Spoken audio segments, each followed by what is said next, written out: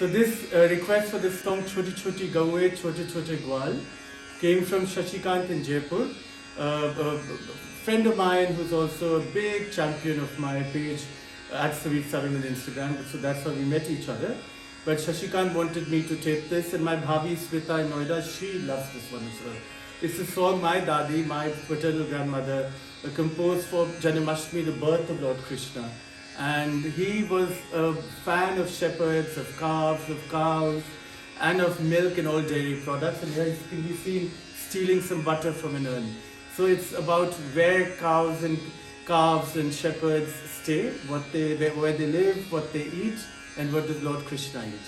And that's what the song is all about, that he loves to drink milk, steal butter, and just loves all things dairy. So I'm thinking of Amul Dairy that has flooded India with milk products, how they love this Lord as well, and all of India does. He's a happy Lord, happy God, and of course dairy makes us all happy. So Choti Choti Gauyein for all of you. Choti Choti Gauyein, Chote Chote Gwaal, Chote se hamare Madan Gopal. Choti Choti Gauyein, Chote Chote Gwaal, Chote se hamare Madan Gopal. Choti Choti Gauyein, Chote Chote Gwaal, Chote se hamare Madan Gopal. This song is to Krishna, the incarnation of Vishnu, the preserver of life. Krishna, the Lord who recited the Gita, the Bhagavad Gita, my favorite book. It's easy to understand messiahs that other religions have talked about, because they accepted devotees only as disciples. One can revere these masters, one can touch their feet, worship them from that respectful, polite place at a formal distance. One has to raise oneself to a level of maturity to associate with the master. It's very hard to understand Krishna because he has accepted love of any form. He came down to the devotees level. He met them on their grounds, at their level. That is Krishna, that's Krishna consciousness. It's a beautiful place to be. Choti Choti Gauyein, Chote Chote Gwaal, Chote se hamare Madan Gopal. Kaha rahe Gauyein, kaha rahe Gwaal, kaha rahe Gauyein, kaha rahe Gwaal, kaha rahe hamare Madan Gopal. साथ में गाइए. कहाँ रहे गौए, कहाँ रहे ग्वाल, कहाँ रहे गौए, कहाँ रहे ग्वाल, कहाँ रहे हमारे मदन गोपाल. वन में रहे गौए, घर में रहे ग्वाल, वन में रहे गौए, घर में रहे ग्वाल, गोकुल में रहे हमरे मदन गोपाल. घर में रहे ग्वाले, वन में रहे गौए, गोकुल में रहे हमरे मदन गोपाल. छोटी छोटी गौए, छोटे छोटे ग्वाल, छोटे से हमरे Madan Gopal. As this song goes by and asks questions about where Krishna lived, what he ate, one realizes he was so human. With Krishna, a playmate could climb onto his back, one could go picnicking with him, a mother could tie him up and scold him, beat him. A sister could fuss over him, complain to him, a lover could fight with him, play with him, be intimate with him. An elder could curse him, a friend could, confide in him, gossip with him, laugh and cry with him. Anyone could imbibe the most profound and abstract form of wisdom from him, chat with him. He accepted one and all.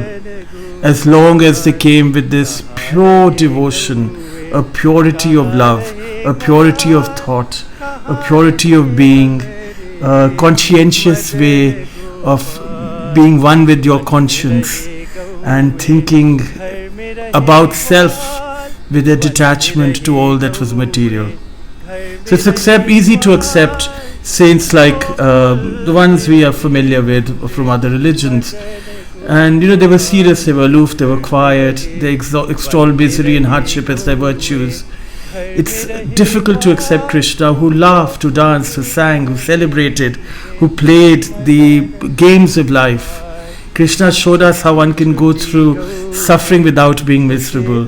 He showed that life is meant to be a celebration, not a dreary schedule of duties and chores and tasks that we must do. That was Krishna.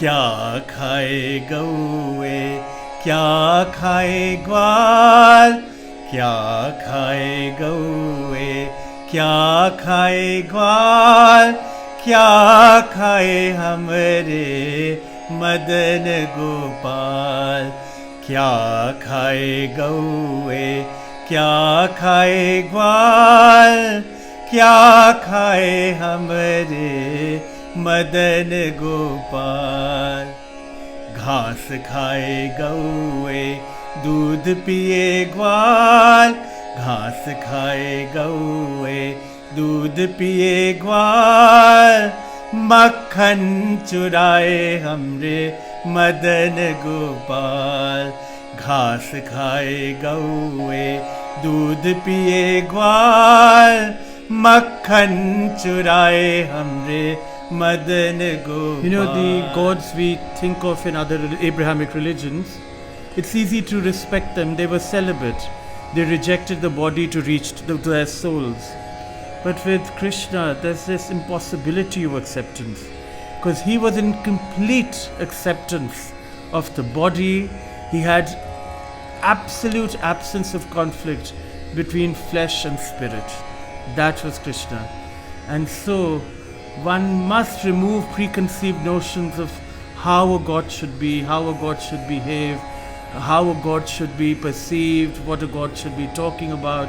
Because when we think of Krishna, we have to get to the most simple, to the most logical, to the most natural, to the most authentic, to the most loving, loved, innocent, naughty, very almost human-like person ever. A man whose life, a god whose life was an open invitation of love, of celebration, of friendships, of connection, of intimacy. And that is what Krishna is. This God who has human form, human emotions, human frailty and yet strength. That's Krishna. Choti choti Gauyein, chote chote Gwaal. Choti choti Gauyein, chote chote Gwaal. Chote se hamare madan gopal. So this is a beautiful bhajan that my grandmother taught us for Janmashtami, that she had composed. And it's simple, it says everything that needs to be said about Lord Krishna as a young child, about the God who loved milk, who loved cows, who loved shepherds. And that's what this song is all about. The bhajan is all about, a devotional song, and hope you enjoy it. Take care. Krishna consciousness teaches us about dealing with tragedies, dealing with life, remaining strong in adversity, smiling when things are going the direction we don't want them to go. Krishna's entire life could be called a tragedy, but he smiled through his life, from birth to the end, when a hunter pierced his Achilles. And the day he was born, he was separated from his mother and was raised an adopted child. No one gave him a proper name. He was called Krishna because he was dark in color. But it was okay, he was dark in color, he was dark in color. Krishna's childhood, his uncle sent demons to kill him. People tried to create problems for him. At 10, an uncle created more trouble for him and found him a new place to stay. He was banished. He had to find his own guru to learn from them. He didn't have a good marriage because it was at the request of Rukmani he had to elope. Till the end he was troubled by enemies, including Narakasura, the demon of demons. But never in a minute in his life did he have peace. But he never cried, he was never angry, he never stopped smiling. And that's the lesson we learn in the Gita about being in command of ourselves, because everything else, the emotions we feel, the things that make us laugh and cry, both are irrelevant for the fulfillment of our soul. So he never cried, he was never angry, he kept smiling. And sometimes I wonder, how did he do it? So I cry for Krishna, but I rejoice because of Krishna. Because in Krishna I see hope, purpose and plurality. So it's not that every morning I get to be on the terrace or the balconies and enjoy the outside air. Today the morning was busy, so it's the evening that I got out. You can see I'm sweating and I'm hot. But it's beautiful. It's calming, it's precious. It's been amazing. I've sung for Lord Krishna, the God that gives us the lessons in the Gita, the greatest lessons human beings can learn about life, living and loving. I love the Gita, and as I sang about him as a child, stealing butter from an urn and his love of dairy, I thought of the Gita and I realized how gorgeous life is. It is we who make it complicated, who make it a churn when it can be just a smooth passage. So find your inner self, find your inner peace. Don't be in your head, look outside, be one with the world, be one with the other, and life is gorgeous. Look at those adenium behind me. They're smiling, they're beautiful, the parrots are chirping. Life is gorgeous. You just have to open our eyes, listen from our ears, feel from our hands and our touch, and just see things for what they are, not what's in our head. Good evening. Good morning.